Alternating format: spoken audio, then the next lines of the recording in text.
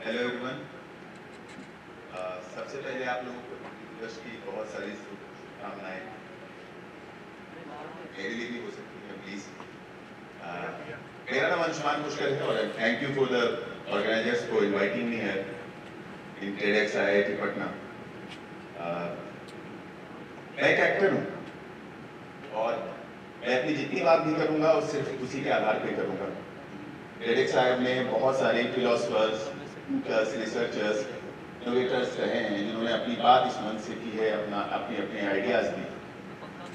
एक एक्टर के तौर पे मैं अगर अपनी बात समझूं, एक प्रोजेक्ट के तरीके से अपनी लाइफ को देखूं, तो मैं देखता हूं कि एक बर्ड लेने पे मुझे ये चीज समझ में आती है कि ये जो मेरी लाइफ रही है बिहार के एक छोटे से गांव से लेके महानगर मुंबई तक जाने में, उसमें मेरी अपनी खुद की लर्निंग्स रही है, अपनी खुद के एक्सपीरियंसेस रहे हैं और ये सारी बात मैं उसी के आधार पे करूंगा। एक एक्टर अपनी पूरी लाइफ जो होता है वो एक्सपेरिमेंट की तरीके से देखता है। उसके लिए सब कुछ एक प्रोजेक्ट की तरीके से होता है, वो अपने ऊपर ही सारे एक्सपेरिमेंट करता है। और इस एक्सपेरिमेंट में जैसे लाइफ होती है, कोई सीधी लाइन होती नहीं है। उसमें हिकअप्स होते हैं, अप्स होते हैं, डाउन्स होते हैं, फ्लीटिंग मोमेंट्स होते हैं। ये फ्लीटिंग मोमेंट्स जो होते हैं कई बार आपके लिए ऐसे होते हैं कि समझ में नहीं आते। हम हमेशा अपने जो भी कुछ अचीव करते हैं उसमें ये देखते हैं कि जो बेहतरीन चीज है उसको याद रखते हैं, पर ये फ्लीटिंग मोमेंट्स को भूल जाते हैं। आप माइथोलॉजिकल कहानियों के हिसाब से भी चलें तो आपको ये समझ में आएगा कि जब समुद्र मंथन हुआ था तो उसका जो ड्रेस निकला था उसमें पॉजिटिव नेगेटिव सारी चीजें आई। किसी एक चीज पे सब कुछ निर्भर नहीं कर पाता, उसमें सारी चीजों का उतना ही महत्व था। लाइफ को एक कंप्लीट सर्कल में देखें तो आपको समझ में आएगा कि एक पॉइंट भी अगर छूट जाता है तो सर्कल पूरा नहीं होता। मैं अपनी जो ये थॉट है इसको मैं अपनी कविता की 4 लाइनों से समझाना चाहूंगा कि अब समेट भी ले जो बिखरा है वो कूड़े का वो ढेर सही, अब कूद भी जा अब डूब भी जा वो विष से भरा सागर भी सही, जिस दिन तो इसका मंथन कर पाएगा कर विश्वास मेरा अमृत का कलश भी।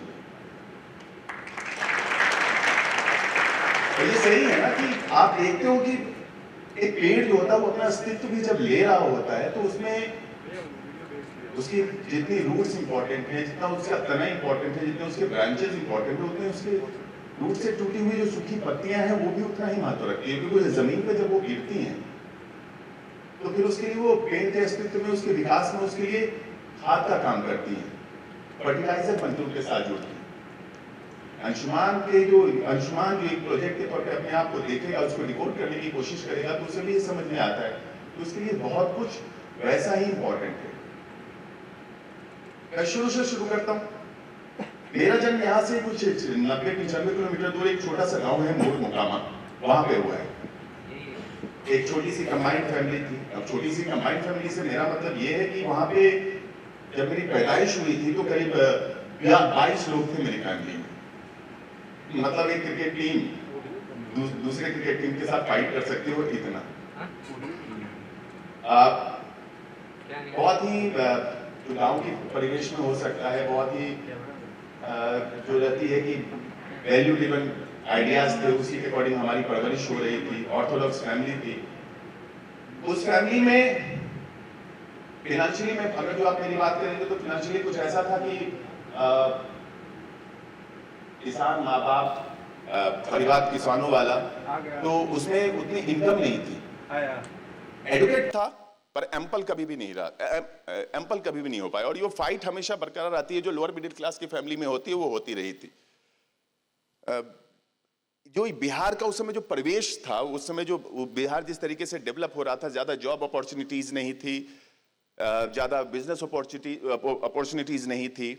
तो एक प्रॉब्लम वो बनी हुई थी कि लोग चाहते थे, परिवार वाले, कि किसी तरीके से बच्चे यहां से निकल के चले जाएं और कोई काम बाहर में ही कर लें, उनके लिए वही सफिशिएंट हो जाएगा। मैं अपने पूरे परिवार में सबसे छोटा था और छोटा होने के कुछ फायदे नुकसान होते हैं। फायदा ये होता है कि आपको ढेर सारा प्यार मिलता है, ढेर सारा केयर मिलता है, भर भर के आपको कॉन्फिडेंस दिया जाता है कि नहीं आप अच्छा कर सकते हो, आपको गाइडेंस मिलती है। But at the same time जो नुकसान होता है वो नुकसान में ये होता है कि आप कुछ भी गलत करोगे तो आप नजर में रहोगे, और आप वहां पे हूल नहीं दे सकते किसी को कि नहीं अब मैं तो सबसे छोटा था तो मैं किसी को दे भी नहीं पाता था। साथ ही साथ एक प्रॉब्लम ये भी होती है कि आपको अपनी अटेंशन के लिए, अपनी पहचान बनाने के लिए उस बड़े फैमिली में बहुत अलग सी फाइट करनी पड़ती है। आज की जो जनरेशन है उसमें वो टैग से बहुत भागती है, पर हमारे परिवेश में जिस समय मैं बड़ा हो रहा था वहां पे बहुत सिंपल सा ऐसा था कि टैग्स सबके साथ एसोसिएटेड थे। हम 8 परिवार, मतलब 8 बच्चे थे वहां पे। कोई तेज था, कोई समझदार था, कोई बहुत पढ़ाकू था, कोई बुद्धू था। मैं उसमें अपना टैग ढूंढ रहा था। तो मैंने जो टैग एसोसिएट किया अपने साथ वो था एक शरारती मिस्चीवियस बच्चे का, जिसको किसी भी तरीके से उन 22 लोगों की अटेंशन चाहिए थी, किसी भी तरीके से। So I become the clown of the family and later I become the clown for the village. किसी भी तरीके से अपने और अटेंशन लेने के लिए मैं दिन भर उछल फांद मचा सकता था, लगातार क्रिकेट खेल सकता था। अगर जो गांव में कोई बारात आई है तो उस बारात में मैं झूमता रह जाता था, मतलब 5-5, 6-6 घंटे लोग उठा के, मतलब ये काफी दिनों तक चलता रहा। यहां तक कि मैं जब बड़ा हो गया था तब भी मैं बारात में लेके लोग मुझे जाते थे कि ये बहुत डांस करता है लड़का, इसको लेके चलो। और वहां पे ये तो थी कि वो लेके जाते थे कि काफी मस्ती करेगा, लेकिन वो सच्चाई ये होती थी कि वो जो शादी जिस लड़के की हो रही होती थी वो परेशान हो जाता था कि उसको लगता था कि भाई ये शादी नहीं होने देगा ये लड़का, ये तो नाचने में ही बिजी है। ये सारी चीजों का मैं पूछ सकता हूं कि कोई रिलेटिविटी कहां है, ये क्या चीजें हैं। उस लड़के की ये जो, मतलब वो अपना अटेंशन जो मैं ढूंढता जा रहा था उसके लिए वो ये चीज थी कि मैं किसी भी तरीके से अपने को नजर में लाना चाहता था, एक पहचान बनाने की कोशिश करना चाहता था। ये रिलेटिविटी इस तरीके से कि मैं पढ़ाई में कभी अच्छा नहीं हो पाया, क्योंकि इसका रीजन था कि मेरा ध्यान काफी इधर उधर भी रहता था। हाँ, बड़े होते होते मैंने अपनी शरारतों में एक बैलेंस ढूंढ लिया था कि लोगों को मुझे परेशान नहीं करना है, लोगों को मुझे तंग नहीं करना है, मैं अपने आप में खुश रह सकता हूं। और ये बैलेंस मेरे को बाद में फ्यूचर में काम भी आया। आप पूछेंगे कैसे? अब जैसे बड़ा परिवार आपका है तो वो क्योस से भरा हुआ होगा। तो बंबई जैसे शहर में जब मैं रहने गया तो वो बहुत हार्ड एंड फास्ट लाइफ है। उस हार्ड एंड फास्ट लाइफ में मुझे उस क्योस में कंफर्ट की आदत पहले से पड़ी हुई थी। अब मेरी वैल्यू ड्रिवन अपब्रिंगिंग रही थी, तो जब वहां पे मैं जब गया था तो जो थिएटर करने गया तो वहां पे मुझे वो कनेक्टिविटी समझ में आ गई कि हाँ, ये जो मैं सीख रहा हूं इसके लिए जो ये यहाँ पे अगर जो कोई रूल्स रेगुलेशंस हैं मुझे फॉलो करने में कोई दिक्कत नहीं थी। बम्बई दिल्ली के बच्चों को हो रही थी, क्योंकि वहां का जो सिस्टम था वो ओल्ड स्कूल होता है थिएटर्स में। शरारती होने का क्या फायदा है? शरारती होने का फायदा मुझे ये मिला कि शरारती होने के लिए आपको बार बार इनोवेटिव होते रहना पड़ेगा, क्योंकि एक शरारत आप एक बार करोगे तो फिर दोबारा नहीं कर पाओगे।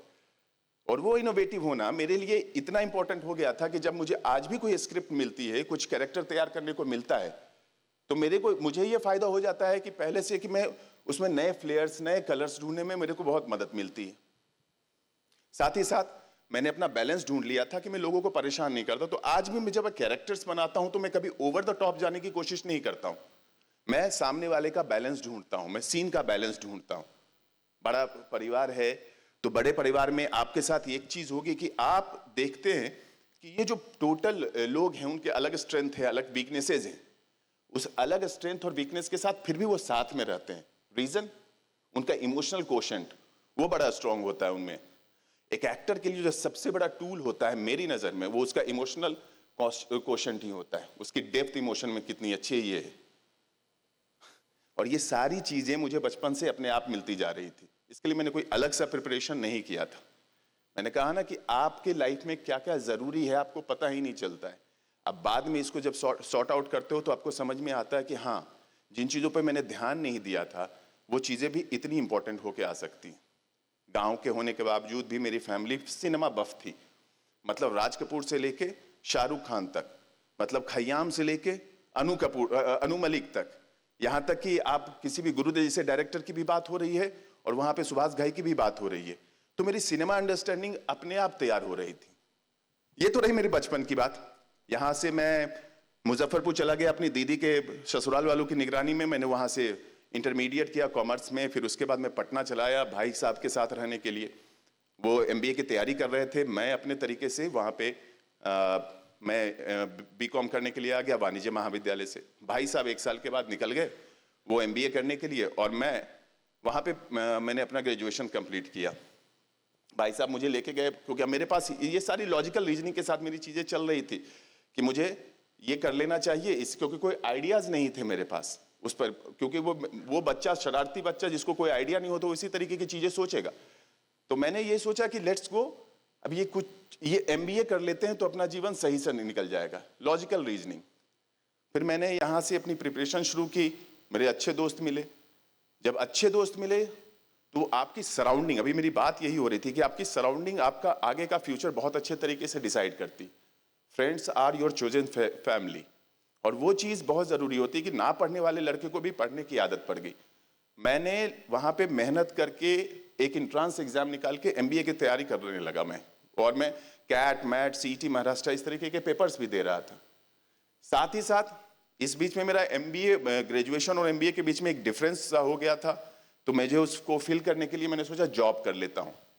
और ये मेरे लिए सिल्वर लाइनिंग की तरीके से हुई, क्योंकि उस दौरान बिहार में ज़्यादा कंपनीज नहीं थी, पर एक beer company, multinational beer company launch हो रही थी। उसमें मैंने ऑफ रोल एम्प्लॉय के रूप में, ऑफ रोल सेल्स एग्जीक्यूटिव के रूप में काम करना शुरू किया। देखिए यहाँ का एक अलग सा कॉर्पोरेट कल्चर है। मैंने जब यहाँ पे काम किया तो ये मैंने समझा, लेकिन उस कंपनी के साथ काम करते हुए मैंने एक नीचे के एम्प्लॉय होने के बावजूद मैंने काफ़ी चीज़ें सीखी। जैसे उनके लिए ब्रांड लॉन्चिंग में क्योंकि उनकी ज़्यादा कैपेसिटी नहीं थी, तो ब्रांड लॉन्चिंग समझ में आई मुझे। उनके साथ मुझे प्रीमियम कस्टमर के साथ डील करने का मौका मिलने लगा। तो ये सब अपने आप में मुझे एक ऐसी चीज़ें मिल रही थी जो कि मैंने कभी सोची नहीं थी। और ये आप लोगों के लिए भी, जो भी किसी भी तरीके का कोर्स कर रहे हैं, आप डाउन लेवल पे, नीचे वाले लेवल पे अगर जो ये चीज़ें आप कनेक्ट करेंगे तो आपके लिए बहुत फायदेमंद होगा।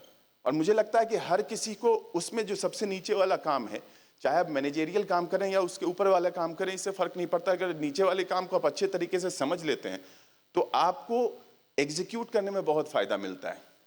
एंड देन उस ऑफ रोल एम्प्लॉय को ये ऑप्शन भी मिला कि वो उसमें ऑन रोल भी हो सकता है, लेकिन मेरे दिमाग में था कि मुझे एमबीए करने जाना है।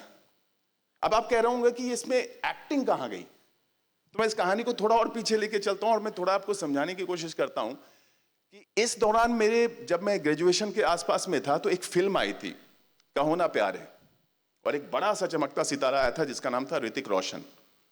एक पल का जीना गाना आप सब लोग को याद होगा।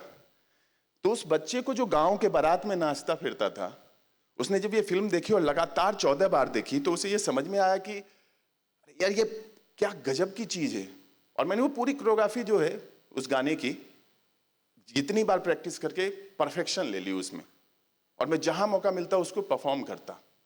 एंड जिंदगी में मुझे पहली बार ये समझ में आया कि what I like the most, मुझे ये समझ में आया कि परफॉर्मेंस से मुझे कितनी खुशी मिलती है।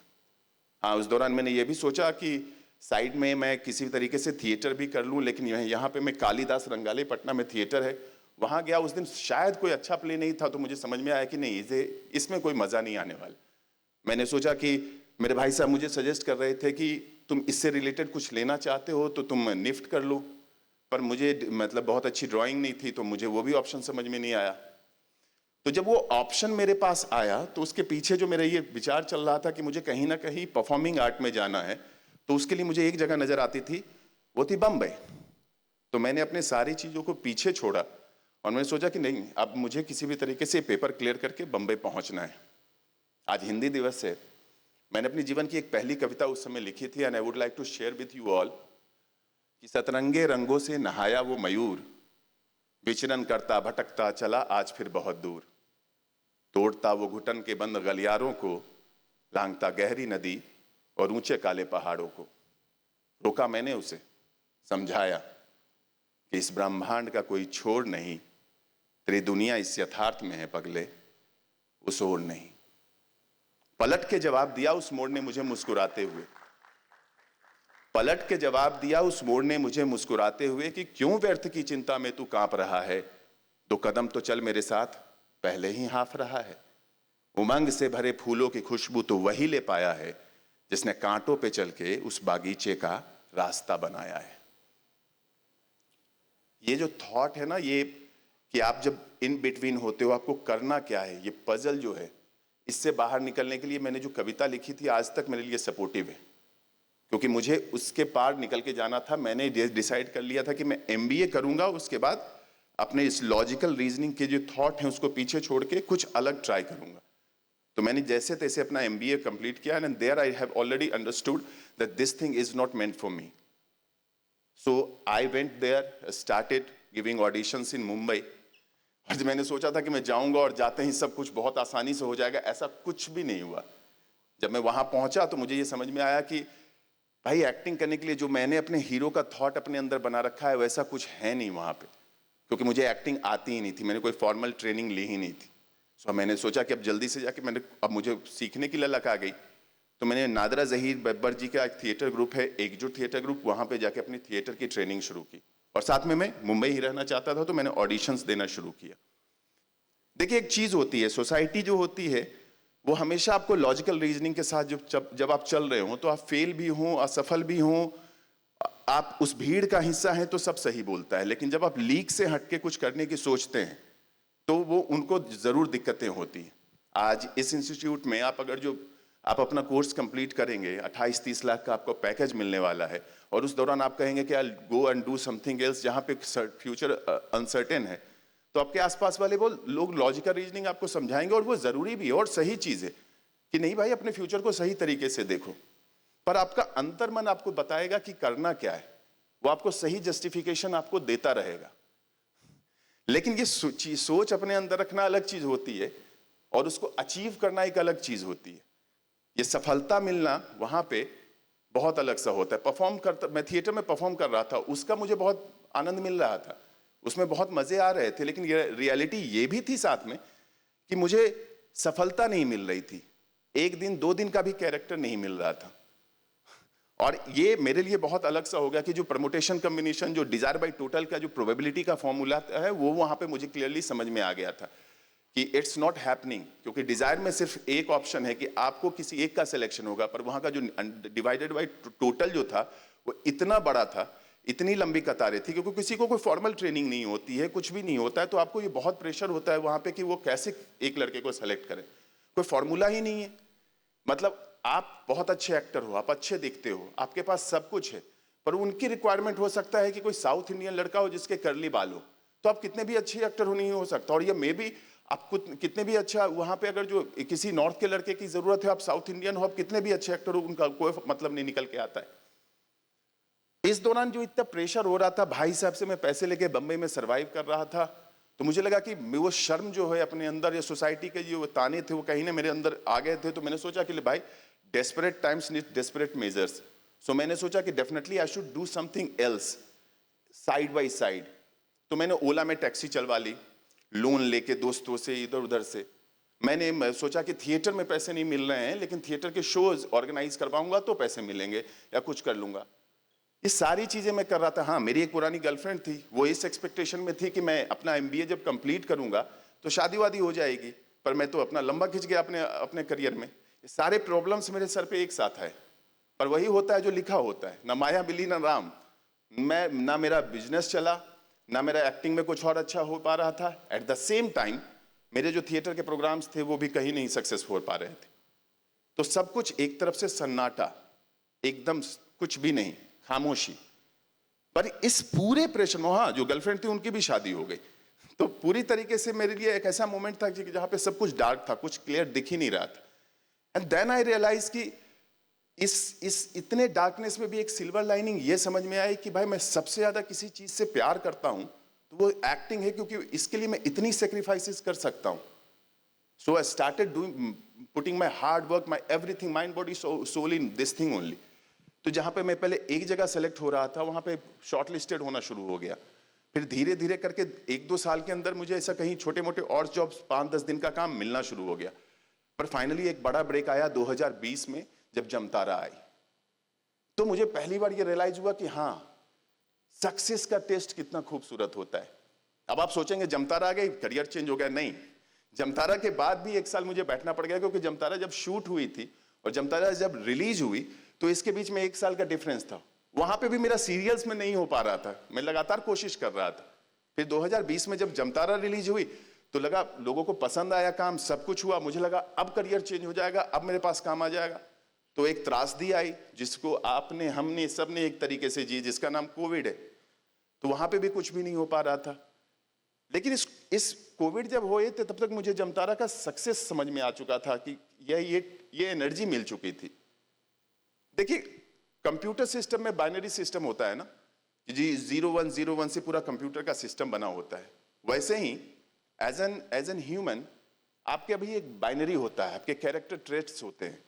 उन कैरेक्टर ट्रेट्स को आप अगर जो आपको ऊपर वाले ने बना के दिया होता है, कई बार उसके कारण बहुत लकी होते हैं, बहुत आगे अच्छा करते हैं, कई बार वो कैरेक्टर ट्रेट्स आपको पीछे लेके जाते हैं। तो मैं बहुत भटका हुआ इंसान था टिल दैट टाइम, जबकि मैं पीछे मेहनत भी कर रहा था।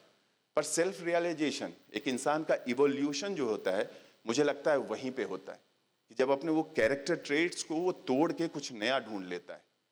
कोविड के समय मेरे पास ये ऊपर वाले का वरदान रहा कि कोविड के समय मेरे पास कुछ और करने के लिए नहीं था, तो I was fully concentrated on me. 135 दिन लगातार मैंने सिर्फ अपने ऊपर, अपने काम के ऊपर फोकस किया, और मुझे कोई डाइवर्ट करने वाला था भी नहीं, लकली। एंड देन उसके बाद मैं जो भी ऑडिशन दे रहा था, चाहे वो ग्रहण का हो, चाहे वो मैं काठमांडू कनेक्शन का हो, या कई और वेब सीरीज का, सब में मेरा सिलेक्शन होता चला गया। और यहां तक कि मैंने शोमैन विधु विनोद चोपड़ा के साथ 12th फेल में गौरी भैया जैसा आइकॉनिक कैरेक्टर भी कर लिया। तो इस चीज को आप ऐसी तरीके से समझ सकते हैं कि ये एंड नहीं है मेरा, ये मेरी कहानी की बिगनिंग है। और मुझे लगता है कि मेरी कहानी का नैरेटिव अभी और आगे जाएगा। ये सारी चीजों के, मैं जितनी चीजें मैंने अपने बारे में बताई, ये सारी चीजों का अगर जो मैं एक छोटी लाइन में, एक छोटे सेंसिबिलिटी के साथ इसको कंक्लूड करना चाहूं, तो 2018 में एक पजल नाम की फिल्म आई थी इरफान खान की। उसका टोटल अंडरस्टैंडिंग यही है कि लाइफ आपको कई बार पजल पीसेस की तरह लगेगी। आपको उसको लगेगा कि किसी भी तरीके से उसको सेट कर दूं तो एक अच्छा शेप मिल जाए, उसको सॉल्यूशन मिल जाए। कई बार आप गलत लगाओगे पीस, कई बार आप सही पीसेस लगाओगे, और आप कई बार कंफ्यूज होते रहोगे कि ये सही बना या गलत बना। पर सच्चाई ये है कि एट द एंड आप जब उस पीसेस को देखोगे, वो जो शेप है वो जो आप देखोगे, तो वो अपने आप में एक बहुत अच्छा मीनिंग देते हुए आपको दिखेगी। एक सीधी सी बात है और ये आखिरी बात है कि ये जो आकार आपने लिया है इंसानी तौर पे, जो एक्सपीरियंसेस आपके रहे हैं, जो जैसे भी मोमेंट्स रहे हैं, अप्स रहे हैं, डाउन्स रहे हैं, इस आकार को साकार करने में जो कुछ लगा है उसमें कुछ भी बेकार नहीं है। Thank you.